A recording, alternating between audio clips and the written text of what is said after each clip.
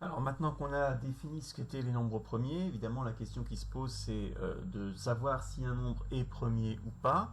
Donc on va rapidement évoquer comment on peut faire. La première méthode la plus simple, en tout cas la plus directe par rapport à la définition, c'est tester tous les diviseurs possibles. Tous les diviseurs possibles, c'est donc tous les nombres qui sont inférieurs ou égal à n, c'est-à-dire en fait entre 2 et n. Ça c'est le premier point de vue, si n est le nombre que l'on cherche. Alors, on va prendre soit n tant grand n, privé de 0 et de 1, puisqu'on sait que 0 et 1, leurs cas sont réglés. Donc, chercher tous les diviseurs possibles entre 2 et n, c'est facile dans l'idée, mais c'est long. La première chose qui est importante à remarquer, c'est que en fait, on peut tester tous les diviseurs possibles seulement jusqu'à la racine carrée de n.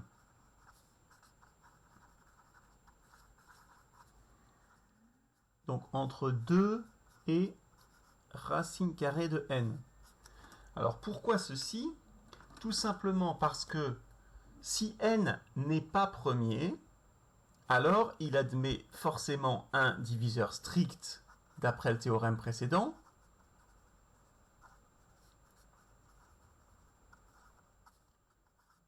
qu'on va noter D.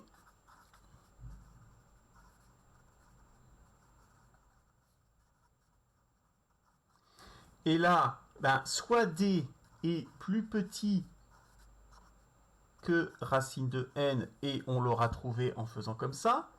Sinon, comme les diviseurs fonctionnent 2 par 2, il existe un entier delta tel que d fois delta égale n, mais dans ces cas-là, delta c'est n sur d, et sachant que d est plus grand que racine de n, n sur d va forcément être inférieur ou égal à racine de n. Donc en testant jusqu'à racine de n, si n est non premier, on est certain d'en avoir trouvé un. Voilà pourquoi on peut se contenter de chercher jusqu'à racine de n. C'est là que vous allez travailler, puisque vous allez essayer de faire un algorithme. Enfin, vous n'allez pas essayer, vous allez le faire, puisque ce n'est pas très difficile, permettant de décider si un entier n est premier ou non.